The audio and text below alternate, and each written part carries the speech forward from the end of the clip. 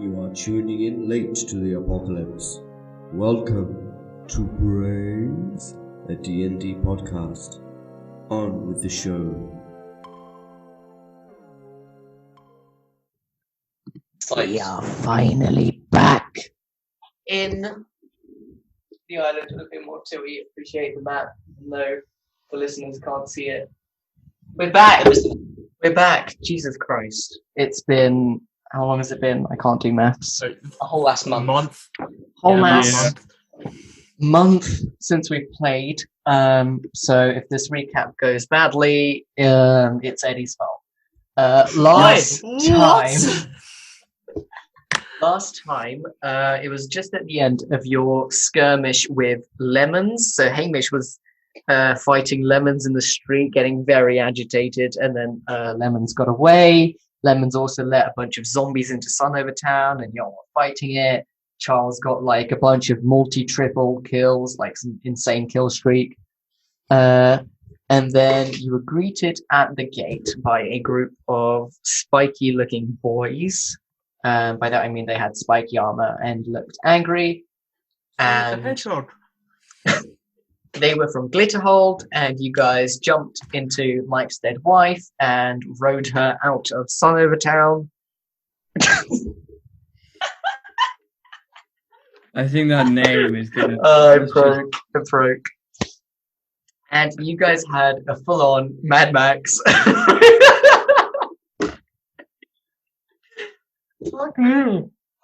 this is what happens when you don't see people for ages. No. He's gone red. Right, you had a Tomato boy. Shut the fuck up. You have shown restraint this entire time. No one has laughed when it said it. No more than a chuckle. We've tried our best so far. Right. You I got some Molotovs people. and start. Yeah. Stop interrupting! You yeeted Molotovs. You had a shootout on the road, on the desert. You were like bam, bam, bam, and they were yeeting stuff at you like spears, bullets, and arrows and Molotovs. And Charles put the water out, and Hamish like destroyed 2 motorbikes by throwing some spikes on the ground. And towards the end of the fight, several, I think the car and the remaining motorbike were sucked into the sand by what looked like quicksand. You guys began to see mysterious figures as you drove past them, just like standing ominously in the desert. Sort of like Druid-looking fellows, mostly shirtless, very shaggy blonde hair and piercing blue eyes. And eventually Mike's dead wife plowed into some thick sand and began to sink. And she dropped into a tunnel where you were greeted by one of these shaggy, shirtless Aussie people. And he said, right down the tunnel there and you'll find yourselves in the camp. And Kevin drove Mike's dead wife into the Dune Wanderers Camp. And it's sort of like this huge sand dune crater full of tents, lots of like incense and smoke rising. It's very like tribal, lots of like trinkets and hanging clothes and cloths and colorful bits and bobs. And the bus has just parked. A bunch of people in like very light brown robes have hopped onto Mike's dead wife and started patching you all up. You were reunited with your close friend from your childhood, Songsu Rim, who is now in like this big, like light but like sort of ceremonial robe. He seems to be like a person of importance in this town, and he patches you up, and he begins to take you towards this like massive special tent that you don't see anyone like even daring to approach, and he says that is where tech support is. And that is where we are now. Who should we start with? Who do we want to start with? Let's start with Ewan, because we built up the suspense with good old Hugh. So, Ewan, you met with Song last time. He's with you now. You see he's got his hair's grown really long. He's shaved. He never was one for a beard, old Song. And he's got his hair tied up like a really long ponytail, and he takes you to the front of this, like, they do look like these sort of like native sort of trapeze tent with like the sticks and stuff. And in front of this big tent, you see two like big torches. They're not on right now because it's the daytime, obviously. But he says, he's literally waiting for you in here.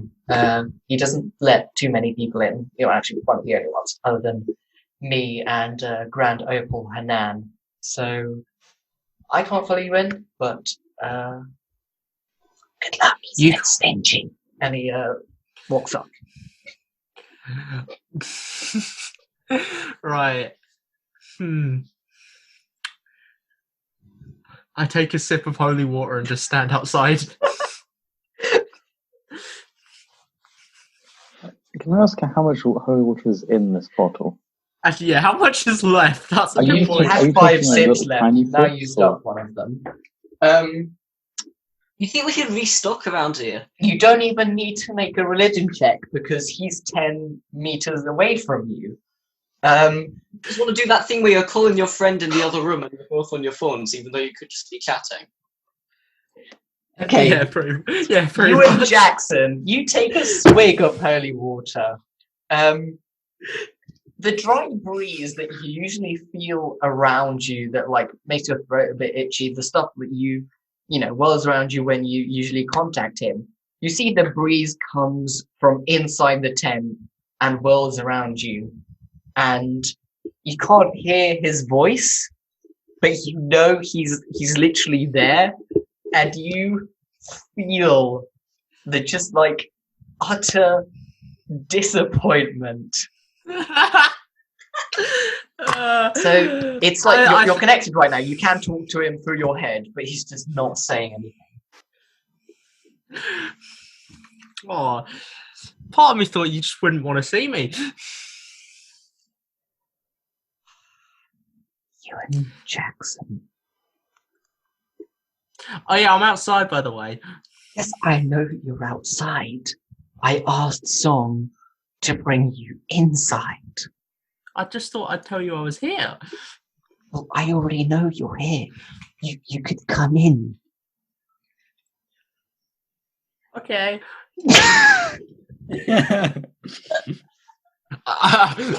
Is it like the fabric to the tent? Is it like shut? No, it's just. Or is it open? It's shut, but you can literally just like. Oh, I full force just like swish the opening. Okay, you swish this and you see, it's a big circular tent. The ground is all sand, unlike the other tents which you imagine would have carpets. This one is just fully sand.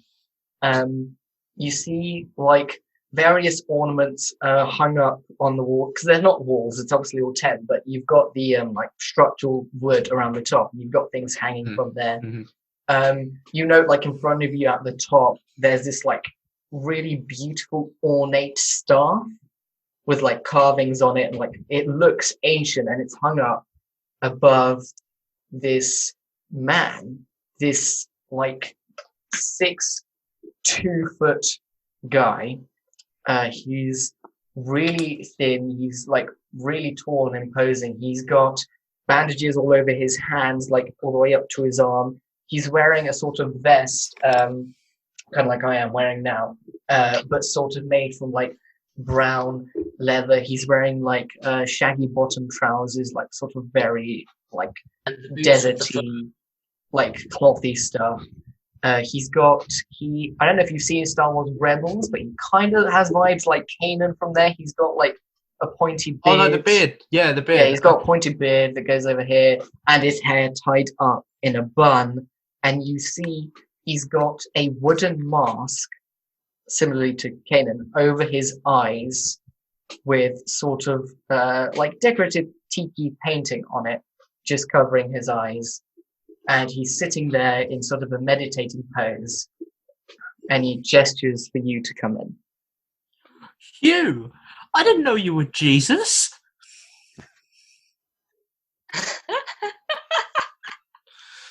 Is there a Jesus in this world? Well, I mean, this is no. Earth. I mean, there could be. Is this Earth, though? I don't think this is Earth. His It name just is happens to have Danger Mike. Technically not Earth. It was a body double. It was a stunt double the whole time.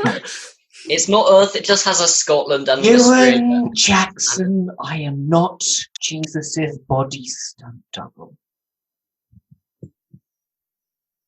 Come, sit down. I know, I'm not saying you're the stunt double. I'm saying that Sit it doesn't matter. down, Okay. Ewan. Okay, got it.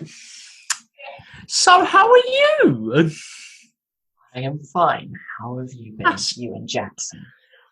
Well, seeing as I'm guessing you're one of these people who knows all, sees all, that type of thing, not good. We got chased here, Yes. and I have been stabbed multiple times by many different people.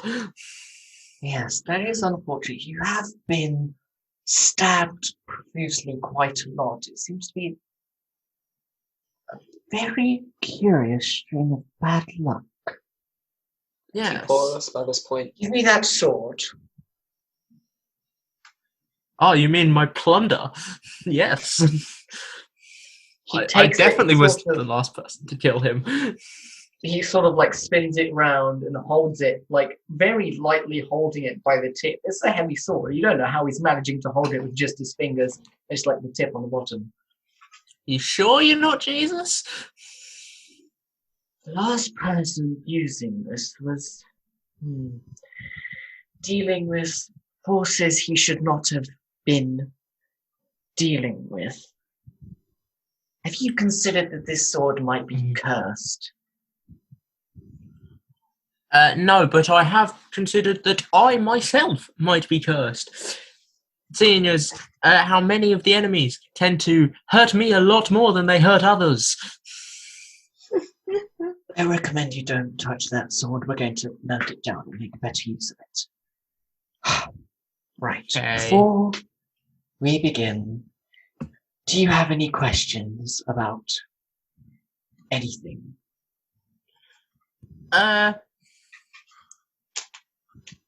I mean, why does everybody talk to someone different? Why aren't we all talking to you when we have the holy water?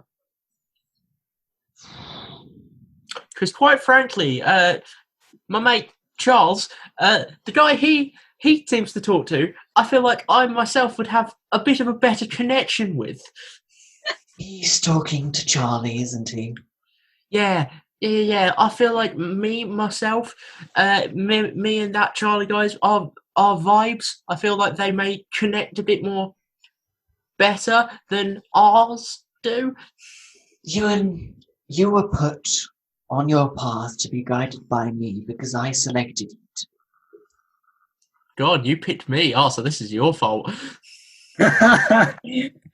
He like a small smile comes across his face and he chuckles to himself, like a dry chuckle. Yes, I suppose I did. Okay, so this wasn't luck then. No, it was not. You see, he's like, he's not necessarily looking at you. He's always looking at like one direction because he's blind. You know, he's got a mask over his eyes, so he's never like meeting your eyes. Now, how about we address your issues within yourself? You've come this far not due to your own skill or intelligence or Oi. management of your own. I may not be the smartest, but I don't need to be. We have Charles. Yes, you do have your friends Yes. to count on. But you might have not faced it yet, but you are chaos at the moment, Ewan. You use humour and alcohol to drive away from the stirring emotions within you. You don't know what you're doing. How do you know I use But the humor as a coping past- mechanism? For the past time on this island, you've been fighting zombies by punching them instead Hey, of a weapon. if my arm isn't broke, it doesn't need fixing. And at the moment, you're And if you hadn't realised, recently I have had a sword, but you have just taken it away. You're a roguish type, and yet you haven't found the path you're following. You have no idea what you're doing, you and Jackson. Well, that's because Mr. Hugh, Druid man, Jesus, I myself was a professional footballer until about 3 months ago, when the apocalypse happened. I knew what I was doing with my life, and now I do not. Good. Your training will begin with me. He stands up, turns around. You see he's What got now? a barrel, and he takes out one of this like wooden staff, basically wooden staff, throws it to you, and he takes his staff from the wall.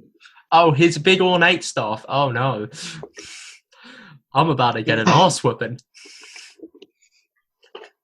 Ewan, you're meant for great things. And though it may not seem like it, I don't want you to die. Not only because of those great things, but because you are important. Shut up. I think you're important too. Now, come at me. Roll initiative. Well, this kind of seems unfair. The guy's blind. It's a training arm. Okay, you roll initiative, and we are going to switch over. Let me just grab a dice. Okay, that's all right. 19. Cool, 19. Okay, you will go first. Well, actually, you get... What's his bonus? Oh, his bonus is quite crazy, isn't it? Okay, you do not go first. We are going to switch over to... By the way, he rolled a... what did he roll? He rolled a 10. Mm-hmm. And he still goes first. You don't go first with an 18. Okay, who do we want to switch? Let's go for Charles. Charles, you are taken out into the open. You see behind you, Steve and Hamish are just meeting some new people now. You are taken out into this open, sand dune camp, and you're approached by this tall, quite muscular-looking, dark-skinned man with a beard and tied up hair. If any of you have seen Hamilton, he totally looks like Lafayette.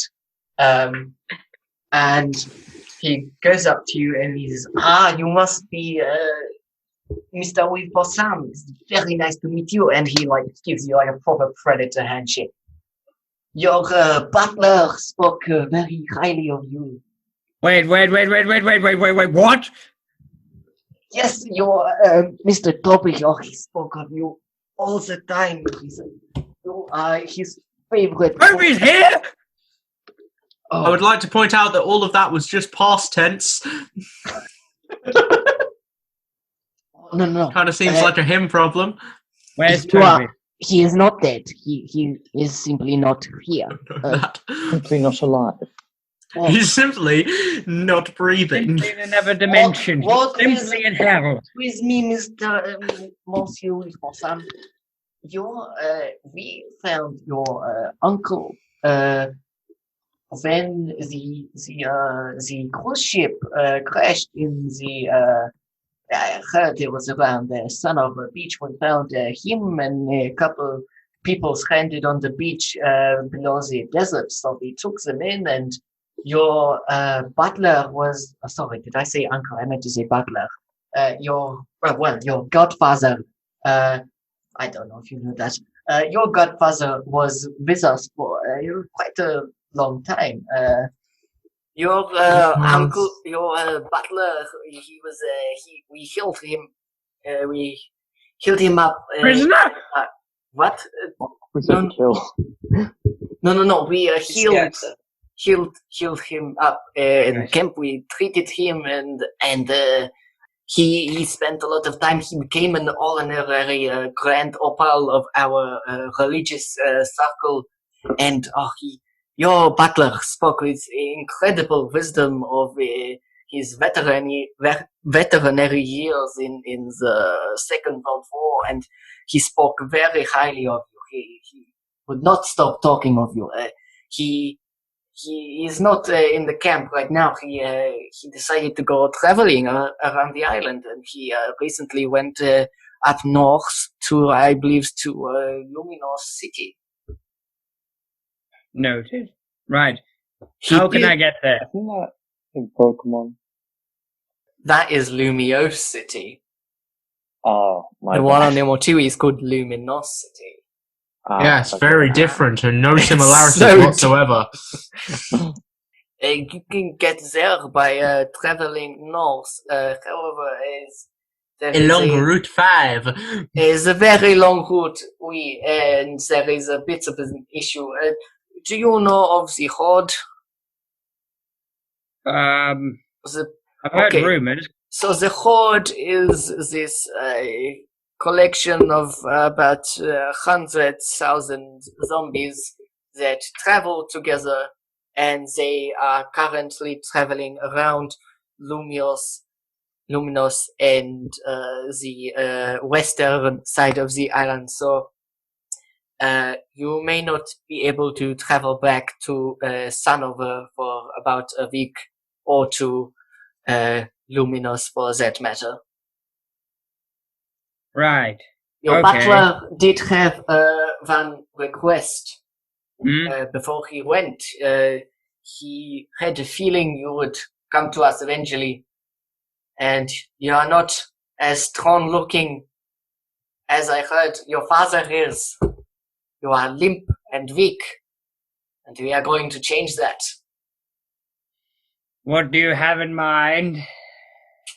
Oh, well, the Druid has planned some certain trials for you, and the aim in your time period that you will spend here.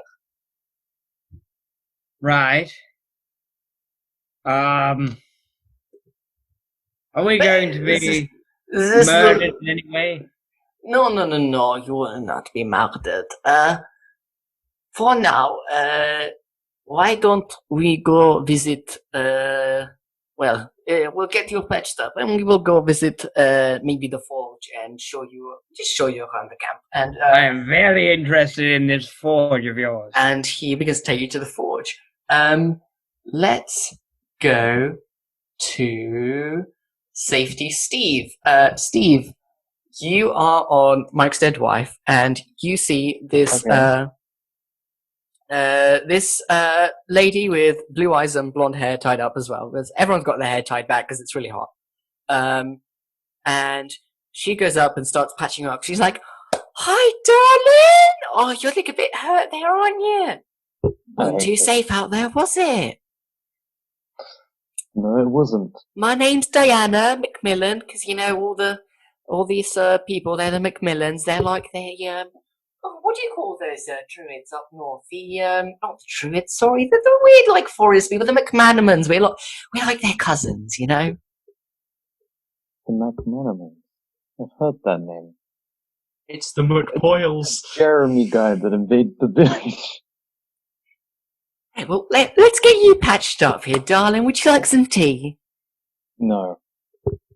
Right, no tea for you. Did I just hear someone deny tea?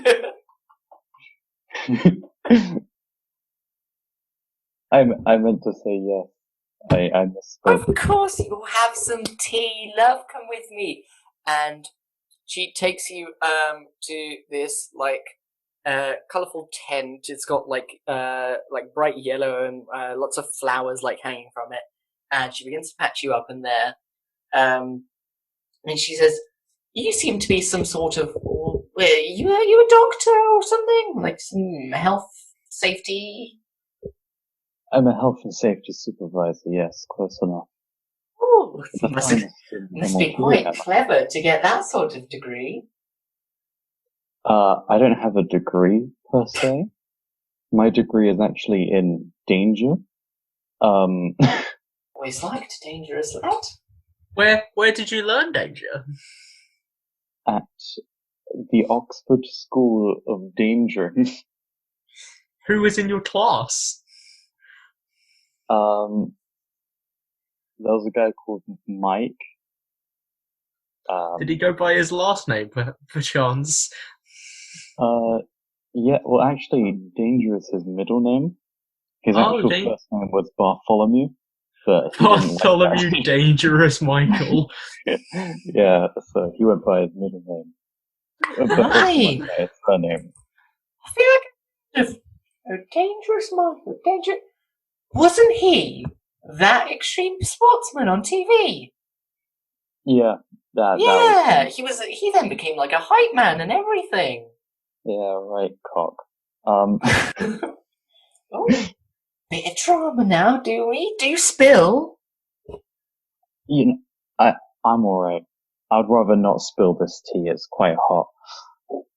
Alright, keep your secrets. Now, what exactly brings all of you to the desert? I mean, I heard you were chased by some dangerous fellows, but you have something else? No. At that point, Kevin comes in. He followed you because he didn't want to sit around on the bus. We were meant to be looking for this plant, I think. Do you remember the plant? Yeah, the plant. The plant to cure Edward? Yeah. But if we cure Edward, then, like, I'm kind of not in charge of the city anymore. You need to help Edward. Edward is your friend. Yeah, but who needs friends? You know? He kind of, like, sits down next to you.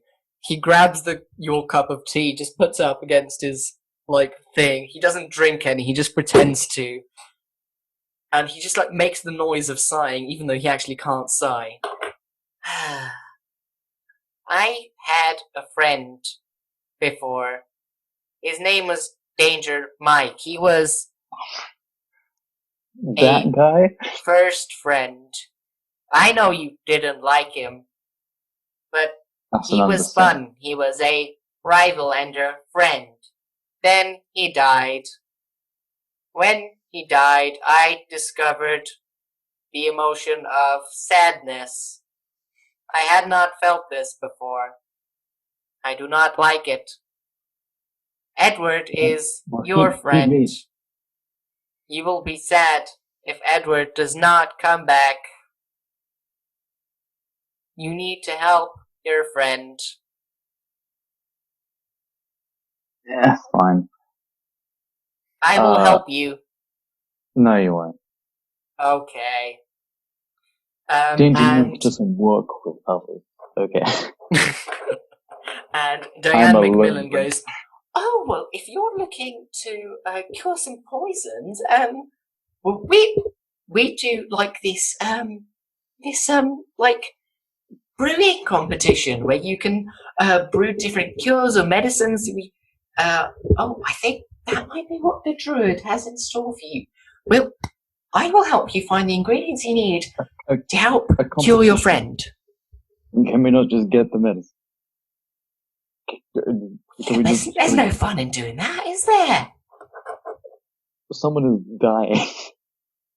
Right, well, during the course of the competition, you will find the things you need to save it. Come along now! And she grabs your hand and your tea and begins to take you out of town. Why she grab my tea?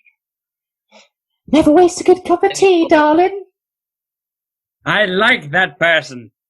I hate that person. And now we are going to Hamish.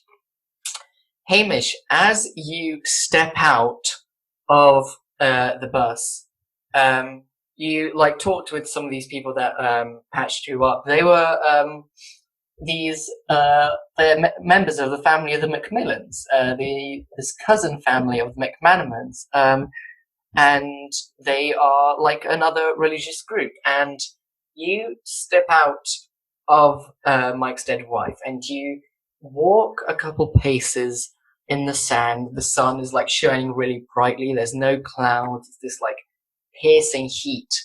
And you see... My pale skin was not meant for this.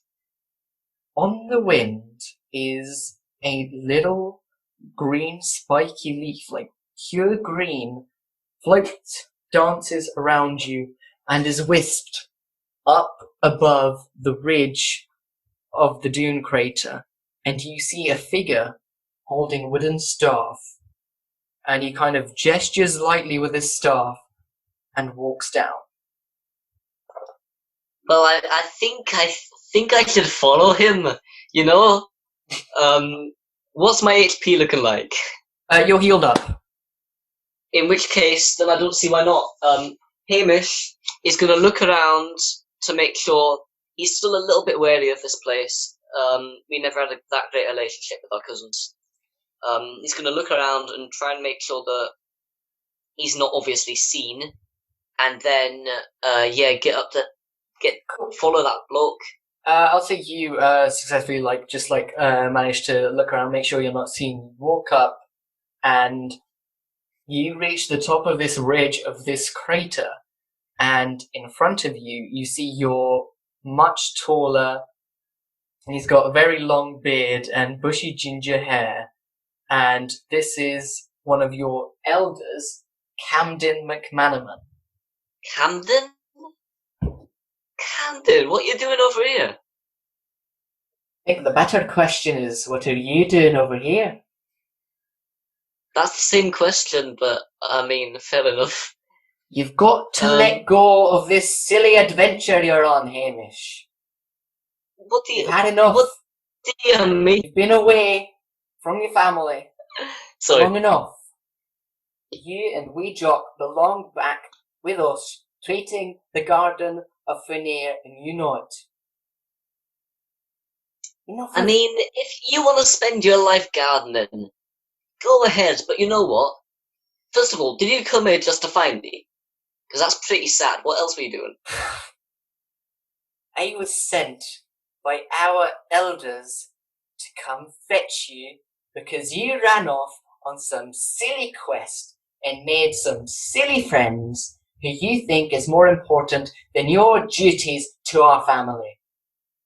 You have duties to Fenir. You have duties to your family, to the animals, to the McManamans. Okay, well, let me address those one by one. First of all, just as a little side point, the journey you took to get here, was that or was it not the most fun you've had in a little while, actually leaving the bloody neighbourhood? It was a nightmare. So many... Are you sure we're of the same blood? Gross zombies and people and annoying sand. It's coarse and rough and irritating and it gets everywhere. Gets everywhere. Oh, we are of the same blood, alright. Yeah, I don't like sand any more than you do. But... Alright. I am serving Fenir, just in my own way. I mean... And you're serving Fenir by killing folk. I think you'll find the only people that I've finished... Oh no. I was about to say they're only zombies, and I remembered the B-men. Death is an important part of everything, mate. Death I mean, this has no place in the Garden of Fenir, Hamish. Life is precious. Plant life is precious. Animals. Everlasting. Life everlasting is what makes the Garden of Fenir precious. You don't belong here, Hamish. Things are precious in life because they are finite and limited. And guess what? We're finite and limited. I don't know about you, but I'm in my 30s by now. I want to do stuff with this life. I want to go and fix this. You can do stuff with your life, Hamish. You can dedicate it. Bloody plants. You can dedicate it to Fenir, and when you die, you get to live in his garden forever. Come home, Hamish. You don't belong here.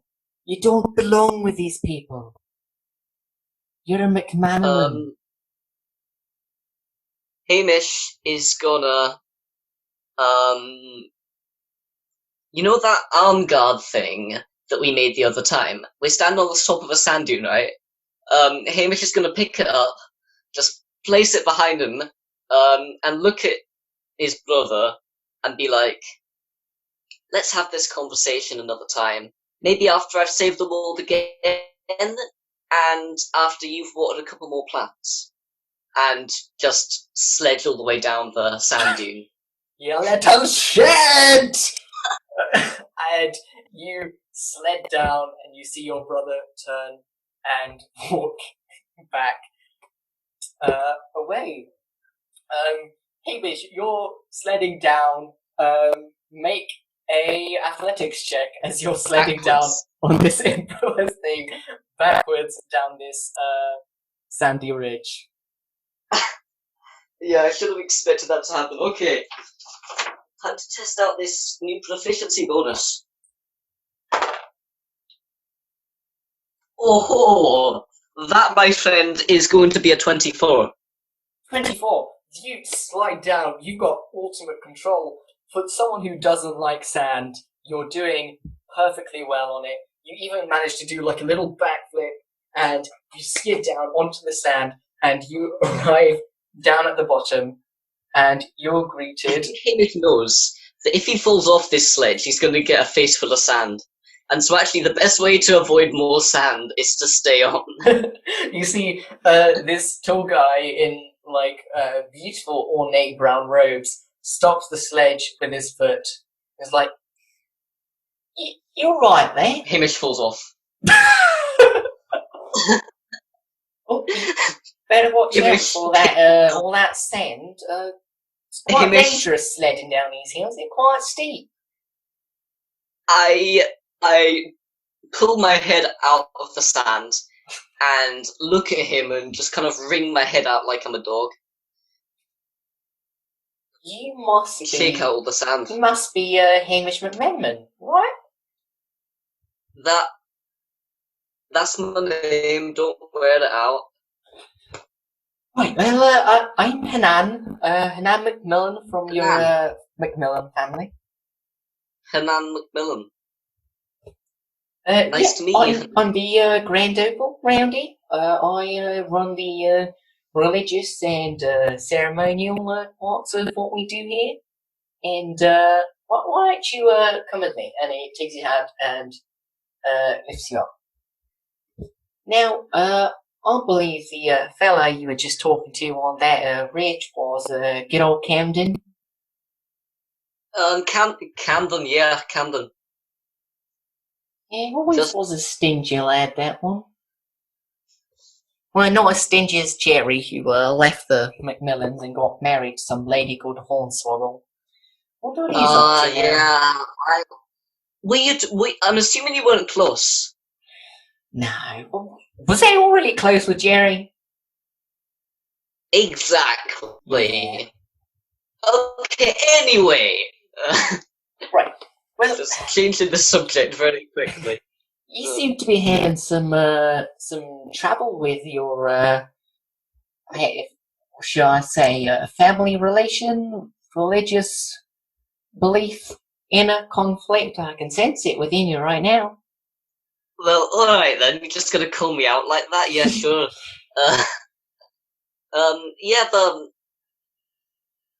Me and the family don't get on that well right now. I want to go out and fix this stupid island, and they're just happy doing their own little things. And so that's fun. McMenamins are a very stubborn bunch. You're not wrong there, and I'm afraid I don't exactly break the mold in that, but I'm just a different sort of stubborn, facing the other way. Yeah. And I don't feel like I'm a very good nature cleric either. I mean, the only animals I can talk to are haggis, and there's only one of those. Well, walk with me for a while, Hamish. And he takes you and he begins walking you around the Dune Wanderers Camp, showing you like various prayer spaces and trinkets and like holy little totems that they have that they praise and stuff. Now, you probably wouldn't assume this, but many of the people here, including myself, are in fact worshippers of the nature domain. We believe in Real our nature. hearts. You wouldn't think the Macmillans are, would you? We I believe. mean, there are plenty of beautiful plants in the desert. I mean, I've got a lot of respect for xerophytes because they're usually quite small and spiky, and I can resonate with that. Well, that's quite our vibe here, Hamish. We believe in our hearts that nature and life is precious and beautiful and must be protected the same way as the McMenamins, but we have to respect death's part in the circle of life. Death is an inevitable part of every life, person, animal, tree, blade of grass, but Anything that isn't good, really. when death comes, the opportunity for new life arises. But close your eyes and picture a forest. You don't only see the trees and the grass and the plants. You see critters, and you see dead twigs and old blades of grass and old shriveled pine cones and bones. All of that mixes in the cycle. He sort of gestures down to the sand next to you, and you see this like shriveled dead shrub, and he kind of plucks it and moves some grass around and reveals like a little sapling of a cactus beginning to grow out of the sand, and a little scorpion crawls out from under the sand, looks up at you, scuttles, and burrows back into the sand.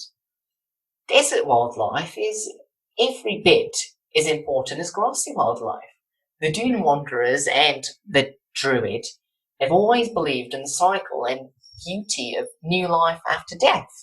Many of those you see down there, actually, and he points over to this other area that has a lot of like steam and smoke coming from it, and you see this sort of big central stonework area, this big sort of forge, and behind it you see a sort of classic, you'd think it was a garbage dump, but it's actually like a metalworks disposal dump full of like amazing tinkering and building opportunity.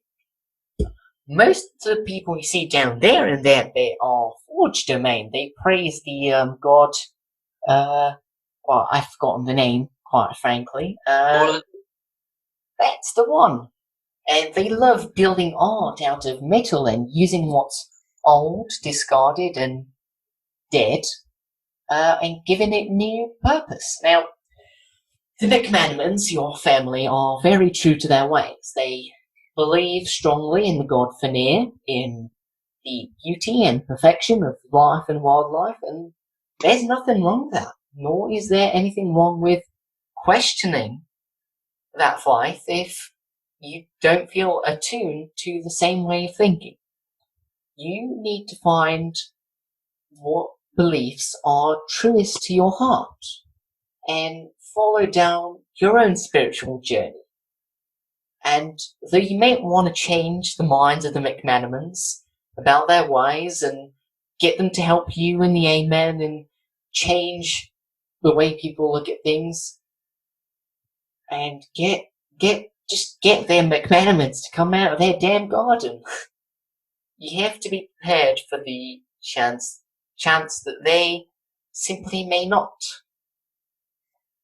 When you discover what it is you're looking for, you should definitely share it and open it up to everyone. I mean, I love sharing my religion and my religious beliefs and having it open, and I'm so proud of my culture and religion. The only thing that we have to remember that we cannot do is force those beliefs onto other people, especially people like family. And even though it's wrong of them to try force a responsibility onto you, you can rise above that and be the bigger person. I mean, you should know. I mean, we're all fairly short people. I like to think that somewhere along the line there are some dwarves in this family. So I resonate with the Morgan and stuff. But yeah. One of humanity's biggest struggle throughout history has been the acceptance of different beliefs, opinions, and ideals. for example, you might encounter a man and you can talk to him and you can ask him about what he thinks of nature and life and animals. Because we think they're beautiful and precious and must be protected, but that man, he simply might not care. He might not think the environment is important. But if you spend a little bit more time talking to that man, you might discover that there is nothing he won't do for his family. Or you could talk to a woman who praises the war god. I have forgotten her name now, the war goddess. And that religion is very unconventional, praising battle and glory and fighting. But again, you talk to that woman a little while longer and you find out that there will never be a day where that woman doesn't stand by her brothers and sisters when facing adversity and battle.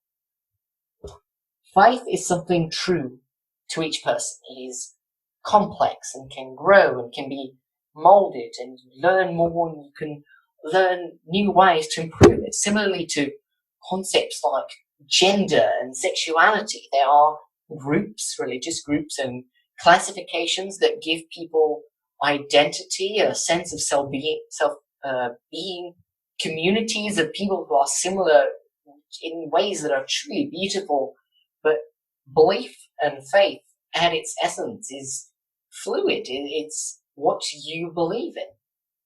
And I can see within you, you're experiencing a change now, and that's scary. But you have us, you have me, your new pal, Hanan. Hi, that's me.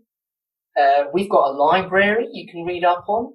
You've got your friend, you've got WeJock, and you've got your instinct, your faith, your strongest beliefs in the deepest part of your heart to guide you. Now, how about I introduce you to our resident Forge Master? How about that? Alright. He takes you, so all of you are now, he begins to take you to the Forge. Let's get back to Ewan. Oh yeah, it's been like what, 45 minutes? Yeah, it's we've got to keep the pace up when splitting up characters. Right. Ewan Jackson, you just rolled initiative. I did. I got a 19. He is going to act first. He takes a stance and holds the staff in front of himself and waits.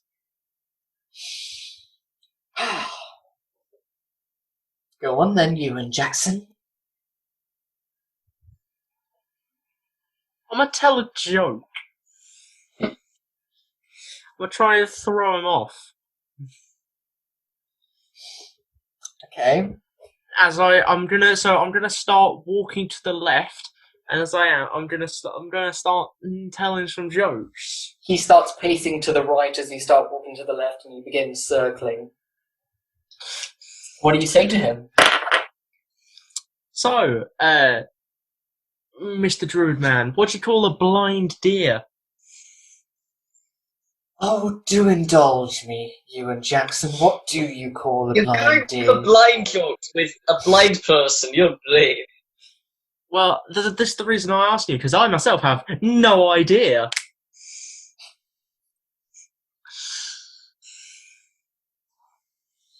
I bet you didn't see that coming. You get a D4 of inspiration for making the DM laugh.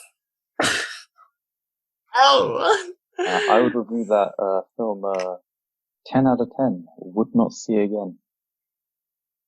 Okay, Right, I've mad. That was you purely see a for me. wry smile come across his face, but he remains in his stance.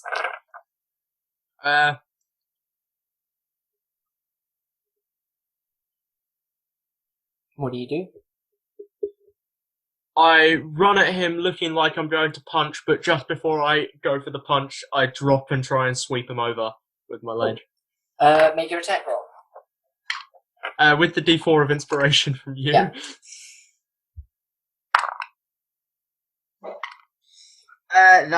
That's a 12 with the inspiration. 12, believe it or not, does not hit. Really? This martial arts master You run doesn't at him. hit him? He takes the staff. Right as you're going to drop kick him, he uses the staff to flip your leg up, and you spin in the air, land on the ground. I'm gonna be honest, I didn't see that coming. Temper your emotions and your movement. You temper your emotions and movement. Strike with the piece of a flowing wave. Now get up.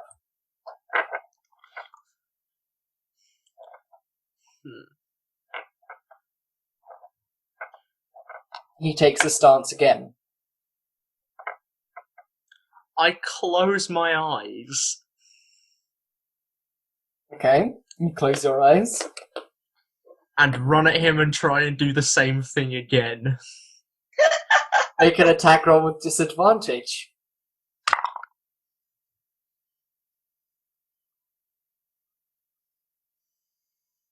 $13. Oh, do I still use the inspiration? No, that was just for that one, for the funny joke. Oh, that was a one-time thing.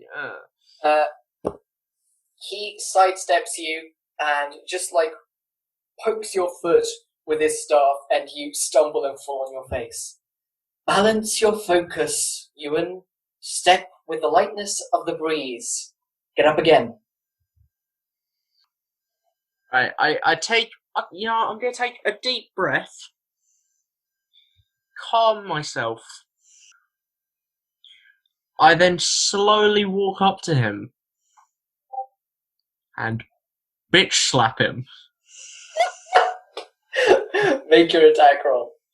With advantage, because it's funny. God's sake. That's a 9. You slap, he literally moves his head back and backhands you as you land back on the ground. You need to face yourself and your opponent. Take stance with the earth and you won't be moved. Get up.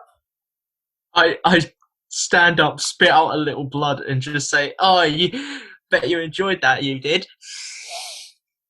I did, in fact, actually. Now, one more time. Oh, I have a staff. I forgot about that. Yeah, he gave you a stick. Right. Okay. I go to like swing the staff, try and hit him in like the shoulder.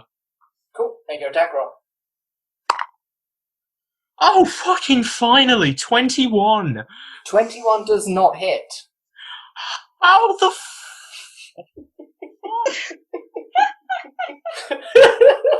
I hate you. You run at him, strike with your staff. He catches it with his free hand. Too predictable.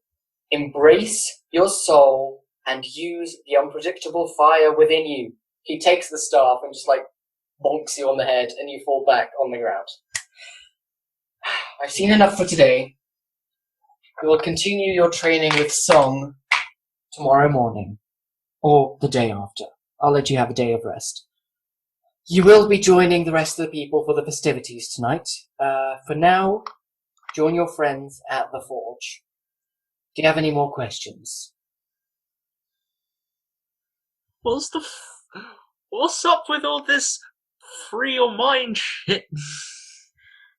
My mind's free already. I know I'm dumb. Only the beginning of your training, Ewan Jackson. Fine. And you head out. Song was waiting for you outside. And you begin making your way back to the forge. Song, you see, while you're walking with him, he puts his fingers in his mouth, he blows a whistle, and you see this big vulture circle you guys and come down and land on his soldier. By the way, this is Kai. I named him after Kai. Tamed him myself. You know what happened to Kai, right? Yeah. I'm guessing. Yeah. I know. Okay, good. I don't need to break the news to you. Okay, Bean took it better than expected. Those two Yeah. both moved from China. They both moved from China together, so they did live Bing's together. been having to keep himself busy, I imagine. Yeah, most likely. You'll be joining us for the festivities tonight, right? Yes, I've been told I should by the Druid man. Good. Do you want to say hi to Kai? We actually part of your training might be in taming animals, so you might want to give it a head start now. How big is this vulture? Because, like, if it's Very. big, I'm going to be like, oh, okay. I very nervously pat it on the head. Give me an animal handling check. Please don't be intelligence. Okay, it's wisdom. wisdom. It's just okay. This is just a straight roll. Okay. Oh fuck! That's a 3. Fully just like bites your hand. Yeah, but this day's been. This was expected. Yeah. Come on, let's go meet the others at the forge. How much damage did I take? 1. 1. Okay, And that's fine. all of you are going to be reunited at the forge.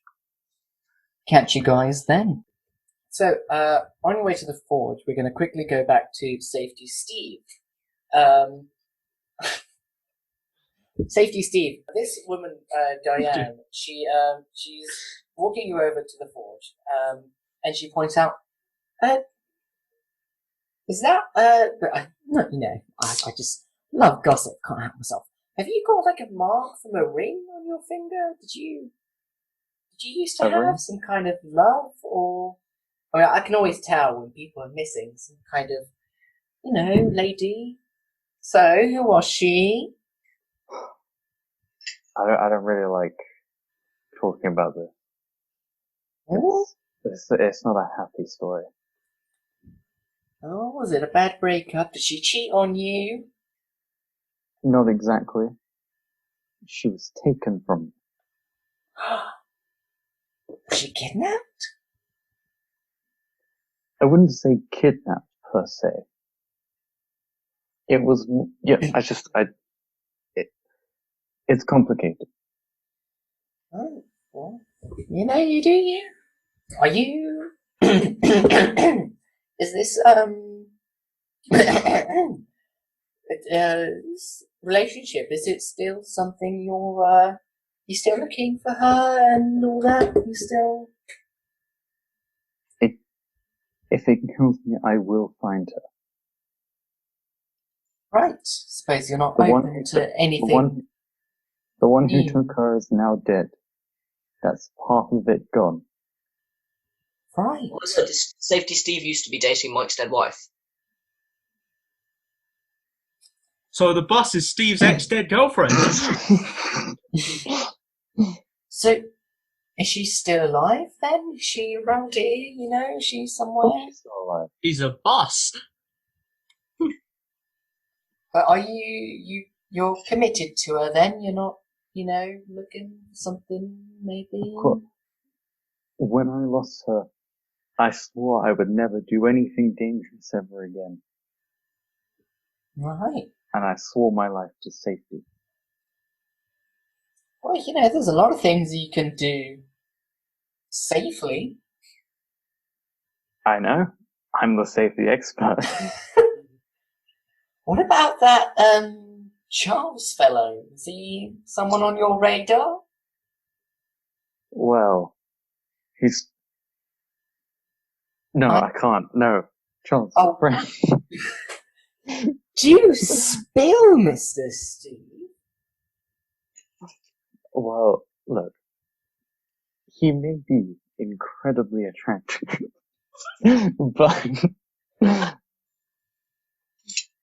But I'm committed to my true beloved, Mike's dead wife. Okay, well, whatever you say, I'm just saying, you never know, you never know. I repeat, her name is Mike's dead wife. Right, okay, well, I hope you find her, Steve. She seems like quite the worthwhile lady. I haven't even said anything. Rather to see.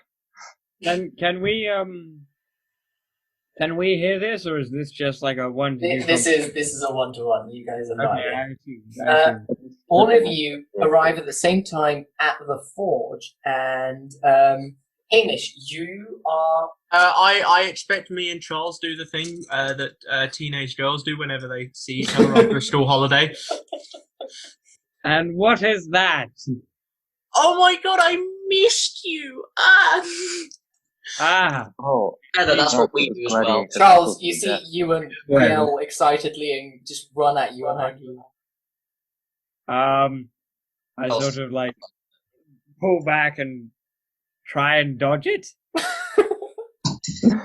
I try and read his dodge. Do a grapple check. Do a grapple check. Oh yeah, no, I fully give have me intended to opposed grab him. athletics checks. All right. Could Charles technically do an acrobatics check to get out? Yes, can I do like a flip? No, you're doing opposed athletics checks to like Okay. you to flip, him to grab you. I got a 23. I got a 3. Charles, you're not getting out of this hug. Okay, nice. Now, go away before you break my spine. Hamish, Haman brings you to the forge, and you see this muscular, 6-foot-tall woman with like freckly tan skin and like a grey hair cut up to here. She's like got like big like patchy leather clothes and a big sort of like hammer war axe thing, and she turns to look at you and she says, "This is the McManaman then. Alright, well, don't think I'll just be letting you touch whatever you like. Okay?" And excuse me, I respect woman. I'm not talking about the bloody body. I should hope not. Alright, you're talking about... Talking about me forge. Don't get the wrong idea. You thinking you're better than me just 'cause you're a McManaman, do you? Hamish stands up on his tiptoes and looks her in the chin. And says, "Actually, that's where you're wrong. I do not think I'm better." Right, good. He Glad just that's doesn't- understood. won't lie. I'm just messing with you. And she picks you up and just like really roughly ruffles your hair and puts you down. Right, I heard you're looking to forge some things. Hamish is going to try and assert, not dominance, but after that very weak display, he's going to try and pick her up. Give me a strength check. He's literally twice his size and mass. Can Yeah. it be athletics? Sure. DC Well, that's not that 16. great, that's 14. 14, you managed to lift her up a little bit off her feet, but not much. Alright, you've got some muscle in you, McManaman. Now, Hanan told me to show you what you're going to be working on this afternoon. If y'all would follow me, and she takes you over to Mike's dead wife, and you see a bunch of like really excited Forge Domain cleric people. They're really excited to get building on it, and this is Really now excited to get their hands on Mike's dead wife. slightly out of character thing. How would you guys like to customize Mike's dead wife? Oh, hell yeah. Also, We should. Have we spray painted the name on it anywhere? yes. Because I want to put And a you spray slash painted and the put. number 7 on the top. Oh, I spray painted the number 7 on the top. Yeah. Where I spray painted the name, I want to spray paint a slash Steve's dead ex-girlfriend. Nice. Wait, You don't wait know that. a second. Yeah, but we're assuming. Spray painting the name, can we roll to see how many spelling mistakes he's made? Oh, Is it going to be Mike Eddie, Steve you with? don't know that, though. oh, I don't, do I? Ah. That's what I just A lucky Yeah. guess. Wait, Ewan, we can't read I mean, Hamish can read a tiny bit. Okay, so let me go through. Druid. That Ewan cannot read but can I write. want a 50 caliber mounted turret on the top. I also want a 50 caliber mounted I turret. want a rocket launcher. I also want a rocket launcher. I want Hey, a teleportation a more device. We don't have any rocket A more launchers realistic or one. any Can 50 we have the caliber painted- weapons. Can we have Do you a have We any have a puzzle? harpoon. Would you Guys. like a harpoon? I Yes. would love a harpoon. Guys, let Steve say something. I want to paint it in army camo so that Oh, we won't be spotted. nice. Right, we can Hamish definitely makes do a that. tiny- I want a Maybe giant it's neon just pink harpoon. 7 on the front, though. Alright, that can be done too. Do you have any armor plates that we can put on the side of the windows so we can have the option of closing it or opening it to, shield us from Bunker fire? mode. We can Oh, that's definitely do some improvised like bunker shutters made of like metal plating. Yeah. That would be Can you perfect. give it life? What? Can you give it life? Can I give it what? Life. Life. Life? I don't think we can give it life. We can Color the machine spirits. can definitely bless it. Good enough. Can we have an area for supper time? Yeah, we can. Does it come with 3 spaghetti bolognese? Don't think it comes with bolognese. Right, so you guys, what you can do, the interior, you can have, downstairs you can have like a table and dining area plus a little kitchen, and then round the back you've got the staircase that goes up, and upstairs We you need have, some storage as well. they've set up, 4 beds for you, plus like a guest bed up there as well. So you've got, like this, Mike's Dead Wife can now become a base of operations that travels. So you've got a seating area. We can also build a little like cabin for toiletries. However, you could just make a pet stop and Do you have any cartographers in the village? A what? Cartographers, map makers. Do we have any idea of anyone who can make a map of the island we are on? I can help with maps. Probably. Yeah, I Probably don't you know where we probably would want to find it, stick that's to Grand Opal Song. Right, because so far we've just sort of been following directions. However, I can map everywhere we've been, but past that, then. No matter where I look, I can't Speak find to a map Grand of Opal the island Song, and he'll get anywhere. you a map of the island of Immortui. For some reason, Mr. Safety Steve, I do not have the vision to see into the future and look into the eyes of God. And You also, don't? Somebody Well, should everyone Bro, has that. we talking about looking into the future. I take a sip of holy water. Hey, you! You're seriously gonna waste all your Uh, holy water. Okay, so He's within can I have- vicinity, so you don't need to make a religion check. What do you say to him? Hey, yo, we want to know the future. Could you tell us some things?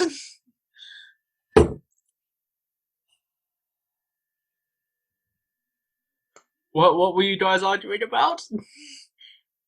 You just hear the sigh. What can I tell you? If it wasn't for the apocalypse, this week's lottery numbers would be 45, 36, 21, 37. But the apocalypse happened, so no win. Is that good enough? Yeah, that's cool. Bye, Hugh! That's the most wonderfully Thank passive you. person. Goodbye. Hey guys, okay. I found out this week's lottery numbers. Okay, so first, Francois comes up to Charles and he says, "How would you upgrade for your raffle?" are you saying you are a gunsmith? I am saying I have experience in smithing different firearms. I could potentially convert your hunting rifle into a cycler rifle of sorts for you to have more bullets without Sorry. having to reload. I would be very pleased if we could I could build you a scope and stuff like that. That will take more time. The cycler thing I can do now. Absolutely. Assist me with the forging. I think we're going to be great friends. Predator handshake again. I think that is a beautiful thing.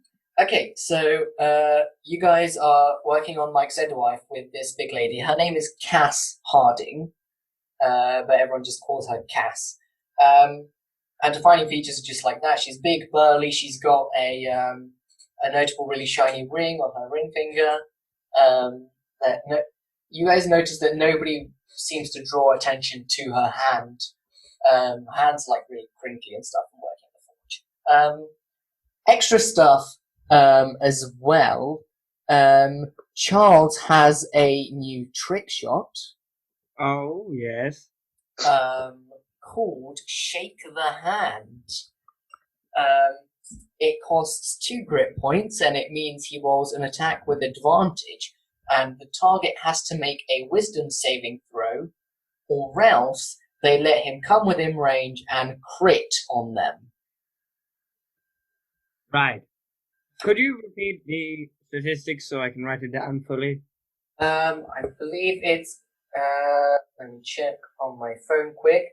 Also, Nat, Weejock now has the stats and abilities of a familiar. But he's got 1 HP now. So, he's got 5 HP, I believe. Okay. But when he's knocked out, he simply scuffles back into your backpack. He doesn't die. That's good to know. So, Weejock gets +2 to Dex. He has keen hearing and smell, so he has advantage on wisdom perception checks that rely on hearing and smell. He can take any action that is capable other than the attack action, so you can cast certain spells through him, like give him certain items, reskin spells. He can dash, disengage, dodge, help, hide, ready, search, and use an object. And he also has the ability Signal Horn, which is he can produce a recognizable horn sound that alerts all creatures within 600 feet. Anyone who knows it is Weejock will recognize the sound. Others will assume it is a wild animal and may investigate if it is close by. Oh my word, I've had an idea. You know how Hamish has learned a new cantrip at Cleric level 4? Yeah. And it was going to be Toll the Dead, and we were trying to work out how to re-flavor that. Weejock can have a death bell on him. I thought, what if I could just squeeze him at the right frequency that it sends like frequency out, a bit like Aoyama's laser from My Hero Academia, except emanating from a haggis. Yeah, okay. So Cass, this big lady, she's like, well, I think she helps you form this little bell for Weejock anyway, and you can now do that. And okay, anything else you guys want to do for Mike's wife? You've got a harpoon in the back window. You've got metal shutters. It's furbished on the inside, so it's a house. Yes, Steve? When it honks, can it say ka-chow? Yes. Yes. That'll take a bit more time, but yes, that can be done. We can wait years. I don't care. Charles? Can we have a PlayStation in there? Can I have the description for Shake the Hand? Oh, yeah.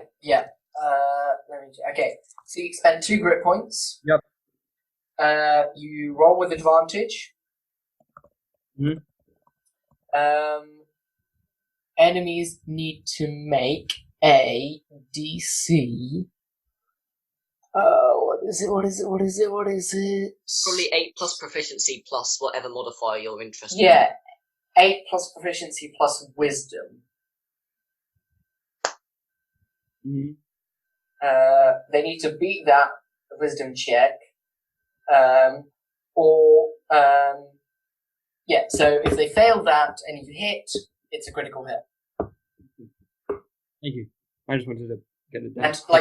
And even if they pass, the shot still gets advantage because you're still expending grit points. Mm-hmm. Cool. Any other additions to Mike's dead wife? Hamish would like to find a vat of tartan paint and paint a single bus seat tartan. Okay, you paint a single bus seat in tartan colour. It's not like he's doing stripes of different colours to make it tartan. It's just tartan paint. And I'm interested in getting some sort of rune that would allow my spells to affect the bus. Well, your spells aren't actually magic. They're reskinned, thingies and more spiritual things. So I couldn't cast what specifically would... So I couldn't cast something like Shield of Faith on the bus? I think not, because Shield of Faith is more like protecting another person. But the bus is quite tough and has quite a high AC and will have a boosted AC after the tinkering. Alright. Can we have a bouncer? What? Can we have a bouncer? Bouncer? Isn't that just Kevin? Yeah, Kevin's bouncer. Yeah. Can we upgrade Kevin to bouncer class? You could upgrade Kevin. Can we make Kevin, be able to grow to twice the size? Can we have Mecha Kevin? Fuck me, should we make Kevin a Warforged? Oh, hell yes! What's that? Warforged is a race in D&D of... The version of a robot, except it's an actual race. Oh. I was going to say... Please be a Warforged Juggernaut. I don't think he'll be a Juggernaut. He's not exactly the type. You know what? That's what makes it funny. Cass goes up to Kevin, and she's like, "Right, well, usually I'm not the type to do programming and shit like that. I used to run a car mechanic shop, and that's why I know so much about forging. But me husband, well, me past, it doesn't matter actually. Someone I knew was a IT programmer, so I could possibly try teach Kevin to be a maid and teach him to clean and cook. Could you teach him to punch people in the face as well? I could certainly try. So in other words, could we turn him into Keychain from Trinivale? Yes. I mean, that is where I initially got the idea of Kevin from. Oh, of course it is. Brilliant. So, just sorry to interrupt you and talking to Kevin and all that, but so are you going to have to take Kevin away for a bit? No, we'll prepare the, it'll be like a chip that we insert into Kevin, and then I'll work on it now, and we'll fit it into him sometime later this week. Unfortunately, I don't know if all of you know, but you're probably not getting out of the desert for at least a week. You're not going to be able to return to Sunnover. The Horde, which is the force of about 100,000 zombies. 100,000? Yeah, it's quite a lot of them. Incredible marksmanship could get rid of all of that. I'm willing. Funny you should say that. And Hanan comes over, and he just adds on, he's like, you probably won't be able to get back to Sunnover for about a week, but we're happy to give you a place to stay here, to sleep, to and all that. We've got festivities, and you've got some. The Druid has some trials lined up for you. See about that. So wait, how long until Edward just dies? Edward, when you were last with him, the poison wasn't doing any additional damage to him. He was just incapacitated. Yeah, so you and Hilda managed to, along with Hamish healing him, managed to stop the poison from hurting him more, and now he's just in a coma. I see. Right. When are these trials, by the way? I believe they will start the day after tomorrow. I just realized we just had a training arc into a tournament arc. Is that what we're doing? That's what we're We're doing. going to have a longer training arc before the... Yeah, I don't think the training arc's done just yet. Training arc is only beginning. Okay, so Black Opal Reload my Catharding. weapons. I forgot. I reload my weapons. Yeah, you can do that. Hamish loads I his kit. reload mine. Okay, so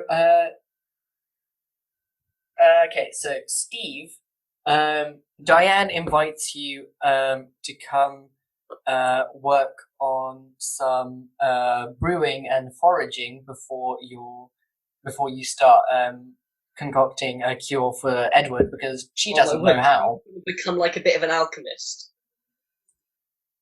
That's so cool.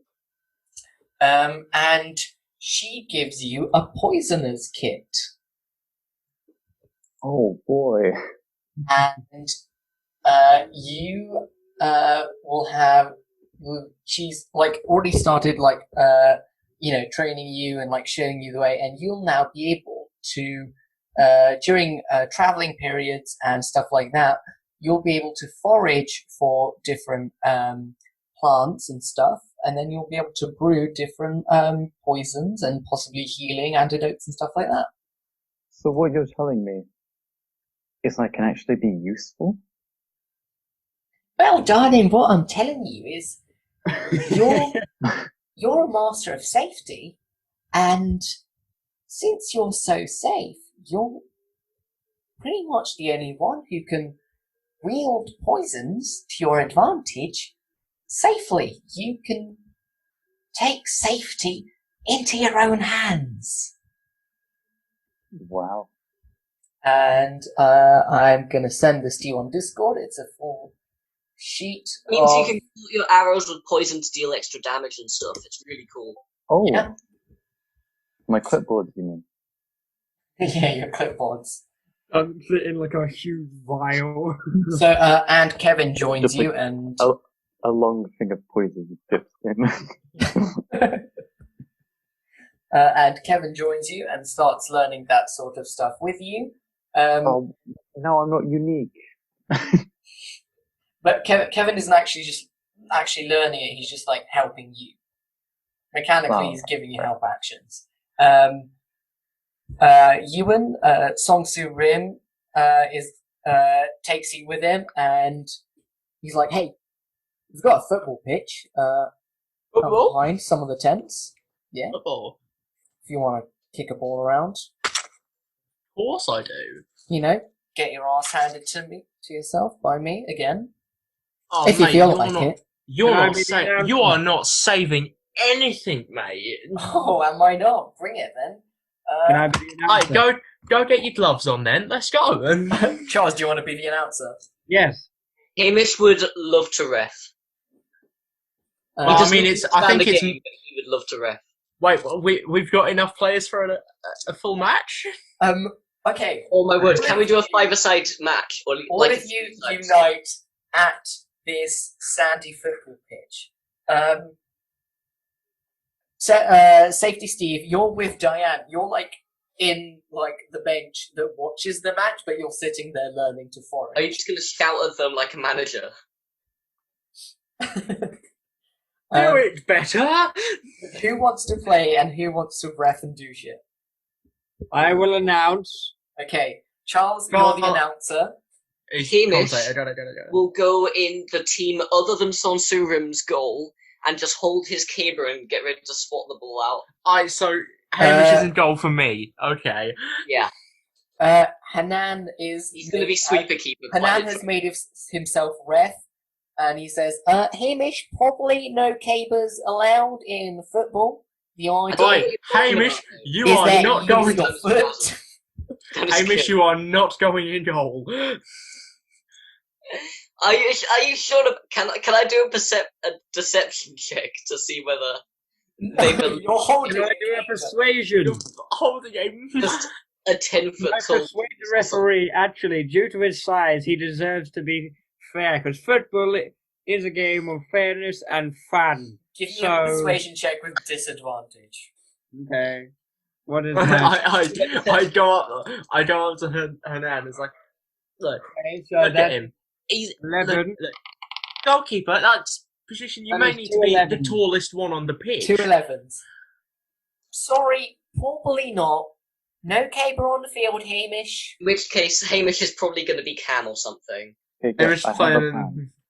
I will be striker, yeah? No. Hamish is not going to be Cam. He's going to be CDM. He's just going to crunch everyone. Okay. It's just shit.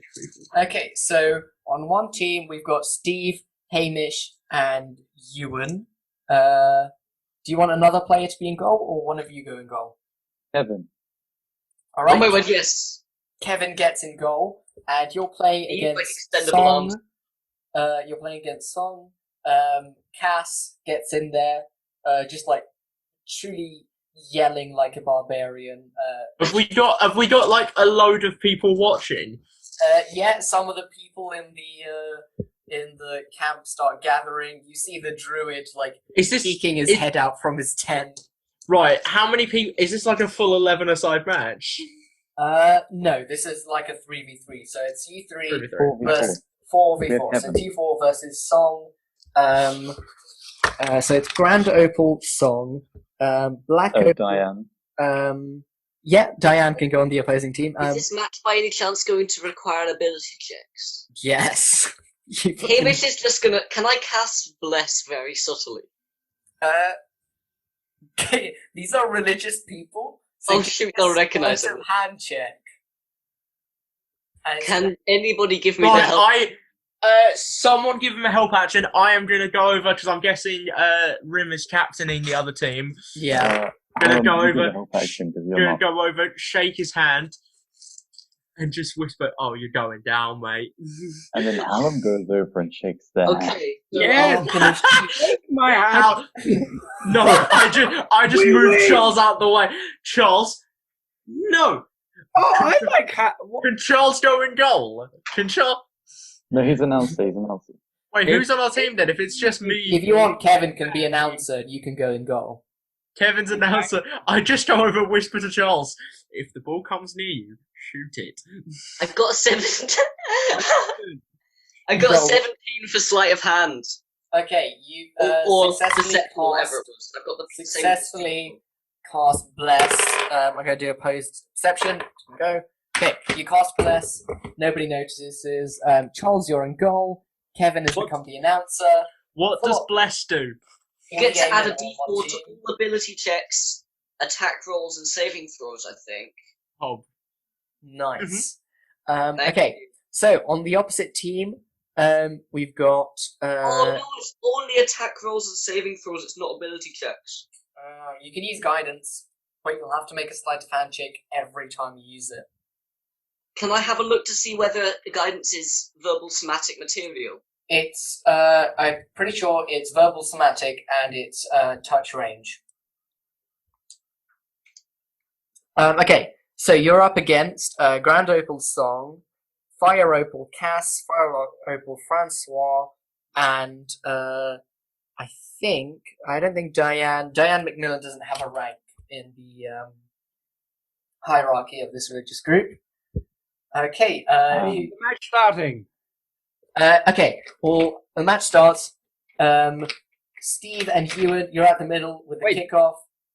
Okay, 3, because I'm the announcer. 3. where's Who's Kevin's the announcer? announcer? I shoot in the air with my pistol. Okay, Kevin's and back in goal. goal then. I'm Kevin's both. in The goal. announcer and the goalie. Yes. Okay. You go to the middle and immediately run back. Kevin begins cheerleading. Is Kevin just our defender or something that we You throw? got this. You No, got it's this. Would you not do it's the the 4 thing? of us before other people. Alan, Okay, you do the thing. this is not something I was expecting to happen. Roll initiative. 20, unnatural. 6. God. 18. 5. Okay, 6, 5. So that's Steve, Good. Charles, I have a plan. 20, Ewan. What did you get, Hamish? 6. Also 6. Yeah. Okay, they got 11. Hold on. They got 8, 11, 5. So Diana's going to go last. 17. And okay, Ewan. Steve taps the ball to you. You are first to act. Oh, I'm just running straight towards rim in the other goal. You're first faced with Diane. I don't know how initiative is going to work in this. Right, through the initiative, all of you, just tell me what you do on each, round that passes. So Ewan is running. Give me an opposed athletics checks with Diane, who's going to try take the ball. 24. Yeah, definitely get past her. What does Yeah, everyone else do on this first turn? You have expertise in athletics. I didn't put expertise into it, but I do have proficiency. Yeah. Nice. Okay, what does everyone else do on that turn? So, what would you all like to do? Hamish, you said you want to go into a rage. Yeah, that's my bonus action. I would like. Hamish is gonna walk up to the sort of edge. I'm assuming that you're trying to get into the box, Ewan, sort of thing. Yeah, I'm just gonna try and get close to goal. Hamish is gonna keep kind of moving forward, and get to the sort of middle edge of the box to get ready to smack a long shot in, or recover the ball as soon as Ewan gets tackled. Can I do my As soon as if I am. Yeah, Steve, what do you want to do? I use pass without trace. Are we all gonna try and oh my word, are you just gonna be a goal poacher who just no one spots until it's too late? Do you want to use it on the team? Everyone disappeared. That's not how it works. We just get +10 to stealth checks. Okay. No, but the thing is, if one of us can just really distract everyone with something, like a really, really outrageous dive, It'll help with sleight of hand. Steve could just stealth past everyone's door. Wojtek, you said the pitch was really dusty or something, didn't you? It's sand. Okay. Charles, I assume you stay in goal, so you hold your action. Ewan, you see Francois is the next one up against you. Make an opposed athletics check, or you can... or stealth. What do you want to do? I am going to pass... Awesome. I am going to pass the ball back to Hamish. Cool. Make an athletics check. 21. With a natural 19, Cass manages to intercept the ball. Oh, okay, right. Can Hamish just body Cass and get the ball back? Can Hamish just try to break Cass's legs? Because she's gone past you and make an opposed athletics check, Hamish. Alright, I do this with advantage. Yeah. And I'll need that advantage because I just rolled a 4. Those are not good rolls! That is only a 12. She got a 13. Cass manages to weave past you with the ball. Charles, you're making an athletics check. Athletics is strength, right? You could do acrobatics if you wanted to for some football do stuff. a dex check opposed by her strength, because she is booting this at you while in a rage at full force. She's in a rage as well. You can't cast suggestion. Okay, what suggestion? We're new here. Don't beat us yet. Let us warm up. So please, could you just turn around and kick it back to one of your teammates? Okay. Suggestion. Wait, is she? How can Charles cast a second level spell? Is it your command thing? Yeah. Yeah. Okay. The target must make a wisdom saving throw. The DC, what's the DC for that? I'm having a look now. Must make a wisdom saving throw. On a failed save, it pursues the course of action you described to the best of its ability. I'm not seeing any. Okay, so it's opposed by a spellcasting DC, so that's 8 plus your charisma plus your proficiency. Okay, so wait, that is so plus my charisma plus my proficiency. So that's going to be 13. Hang on. So my charisma is +2, my proficiency is +3. 13. Okay, so she has to beat a 13 with this roll. What? She rolled a 14. Alright! Right, is she winding up to take it?